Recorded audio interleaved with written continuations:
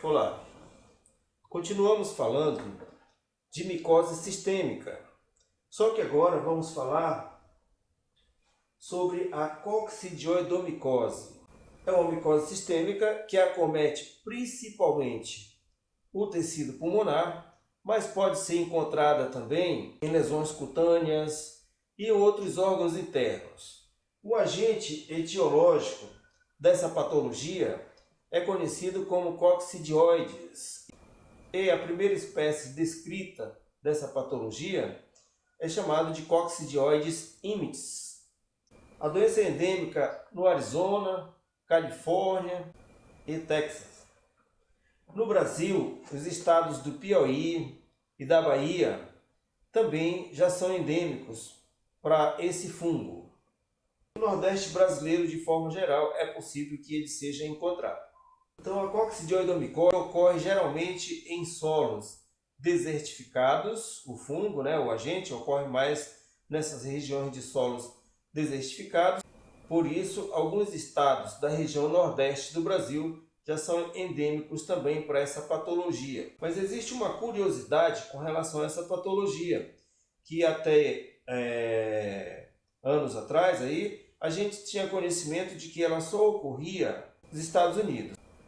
Então, na década de 50 do século passado, um caçador do Piauí apresentou um quadro de micose sistêmica ocasionado por Coccidioides imitis. E isso ficou uma incógnita durante muitos anos, Por que esse paciente foi acometido por essa patologia se ele nunca saiu da vila onde morava e ela só ocorria fora do Brasil. Hoje já sabemos que algumas regiões do Brasil, inclusive o Piauí, ele é endêmico então para esse fungo. O hábitat natural desse fungo é o solo, e no solo ele dispersa suas formas infectantes, que no caso dele serão artroconídeos. O fungo não apresenta conidióforo, então a dispersão nele no ambiente que se dá através do ar, mas ele vai dispersar no ar, no ambiente, suas formas de artroconídeo que serão inaladas por pacientes, ou implantadas via trauma, e então vão desenvolver a lesão predominantemente pulmonar, mas, se não tratada, ela também migrará para outros tecidos, inclusive o tecido cutâneo. Essa imagem aqui, ela mostra a característica do solo, tá? Onde mais ocorre a presença desse fungo. Então, a gente observa que é terreno, com pouca vegetação, muita areia, de característica desertificada mesmo, Então, em grandes ventanias, em que a areia é suspensa, a pessoa passando por ali acaba inalando então a forma infectante do fungo, que são os artroconídeos, Nessa imagem aqui, a gente observa então uma hifa artrosporada, Ela vai então se fragmentar todinha, e cada parte dessa estrutura ela vai ser um artroconídeo que será inalado pelo paciente. Como já falamos, essa é a forma infectante do fungo.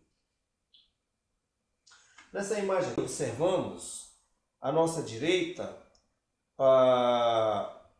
o corte tomográfico, do pulmão de um paciente, onde ocorrem várias áreas opacas, que na imagem aqui parece meio branca. Então, essas são as áreas afetadas pelo fungo, onde nós vamos encontrar a forma parasitária desse agente. E qual que então vem ser a forma parasitária do Coccidioides imitis?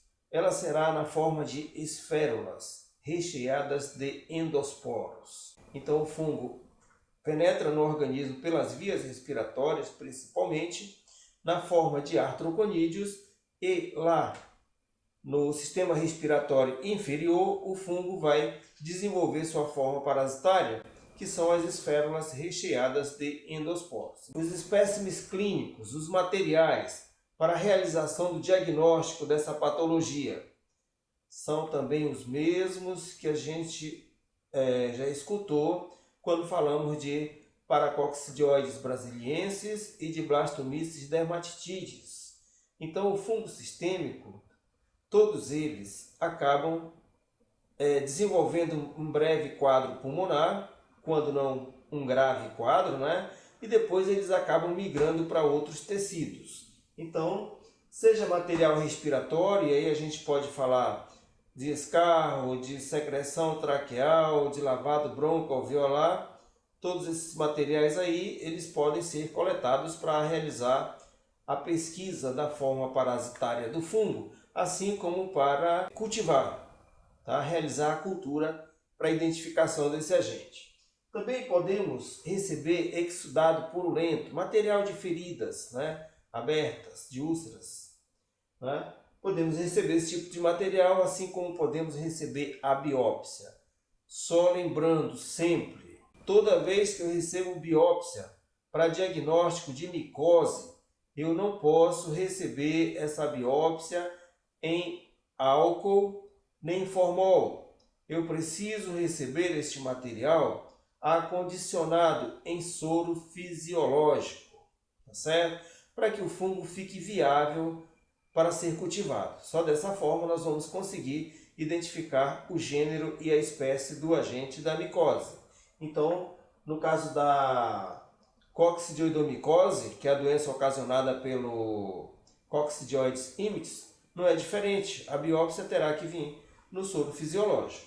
Se na bancada de micologia o micologista foi informado, né, que o médico solicitou também um exame anatomopatológico para diagnóstico de câncer, então esse material deve ser tratado urgente no setor de micologia e depois enviado para o setor de anatomopatologia, onde receberá uma certa quantidade de formol para manter a arquitetura do tecido, para que assim seja realizado um estudo anatomopatológico satisfatório no sentido do diagnóstico de câncer. Que exame podemos realizar para o diagnóstico da coccidioidomicose? Pode ser exame direto, realizado com KOH.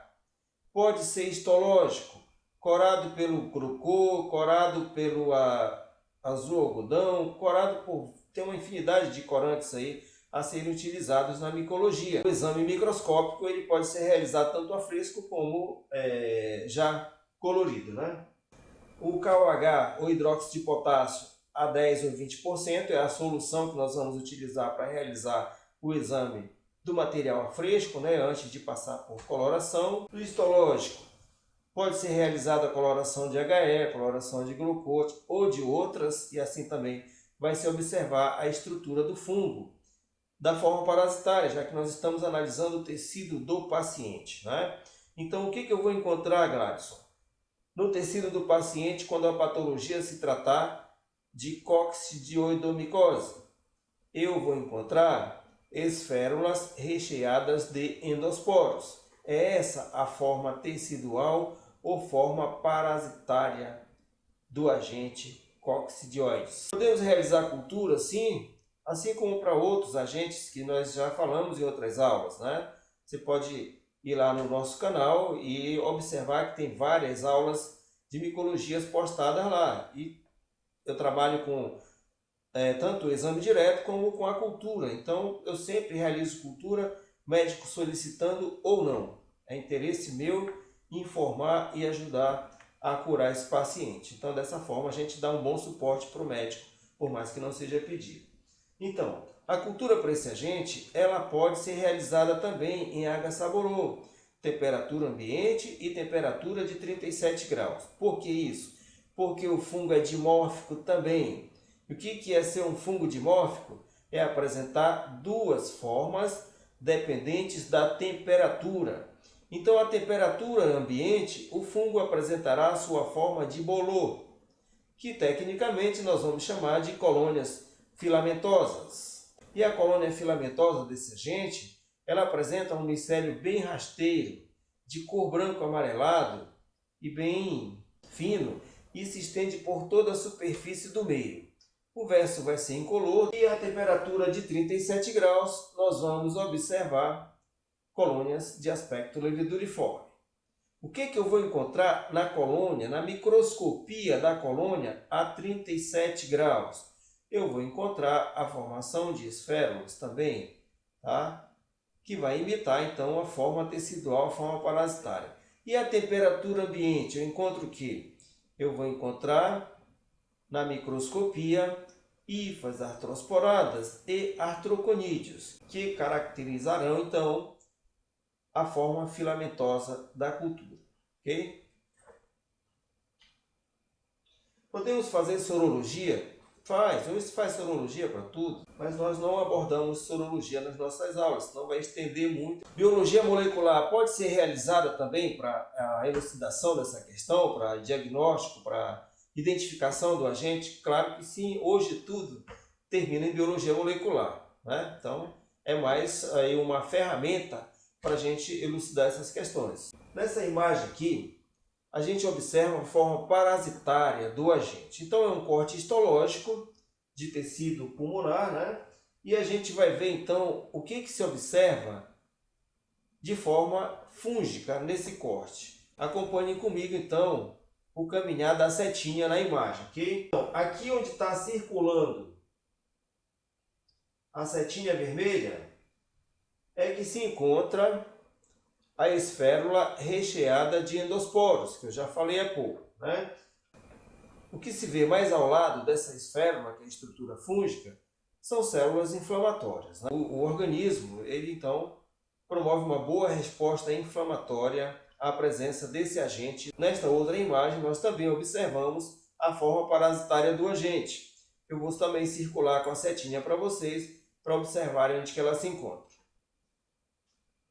Então aqui, ó, onde está circulando a seta, também é esférula recheada de endosporos. Os endosporos são essas estruturas coradas mais de escuro. O resto é tecido também do paciente. Nessa imagem aqui, a gente observa então uma colônia filamentosa. Veja bem onde a setinha circula. Trata-se de um tubo com H. saborô. E essa parte aqui de coloração branca é a cultura do agente, tá? É a colônia filamentosa do agente. Nessa outra imagem aqui, observa-se então a microscopia da cultura realizada à temperatura ambiente, que vai imitar o fungo na natureza, a forma dele filamentosa, a forma de bolor, né? Então quem faz o bolor são exatamente essas hifas que se acumulam sobre a superfície do meio e nós chamamos isso de micélio. Por isso que quando eu descrevo a colônia macroscopicamente eu digo, é uma colônia de micélio curto, é uma colônia de micélio rasteiro, uma colônia de micélio longo. Esse micélio todo, sendo rasteiro, curto ou longo, ele é formado por um acumulado de hifas. Na outra imagem aqui, observamos então uma esférula também cheia de endosporos, que é obtida então através da cultura a 37 graus desse agente. Então veja que, assim como os outros agentes que nós falamos aqui, de micose sistêmica, né? Paracoccidioides brasiliensis, Blastomyces dermatitides e o Coccidioides imitis, todos eles, na cultura de 37 graus, vão imitar a forma parasitária. De que forma nós vamos observar se o fungo reproduziu a forma parasitária? Realizando microscopia da colônia a 37 graus. Então essa imagem que coloquei por último é da microscopia de uma colônia de Coccidioides imitis cultivado a 37 graus. Obrigado por assistirem mais esse vídeo. Peço a você que se inscreva no canal para que a gente aumente o número de inscritos e consiga então manter o canal que foi criado para compartilhar informações a respeito de micologia, né, o estudo dos fungos, sobre bactérias, tem algumas aulas já postadas lá também, e nós estamos preparando uma bateria de aulas de interesse público, de interesse comunitário, onde nós vamos tratar das DTAs, são doenças transmitidas por alimento, doenças também transmitidas por veiculação hídrica. Então o alimento, ao entrar em contato com a água e tal, ele pode acabar sendo contaminado e isso vai fazer mal para você. Então essas aulas estão sendo montadas exatamente para trazer para junto de nós também o povo leigo e que precisa dessas informações até mesmo para viver de forma mais segura. Nós vamos começar então a fazer isso, por isso é interessante tê-lo inscrito no canal, tê-lo conosco, para que a gente possa compartilhar tudo isso com vocês. Tá? Esse é o objetivo do canal, compartilhar conhecimento e trazer informações que dê segurança ao ser humano. Ok? Muito obrigado, um abraço.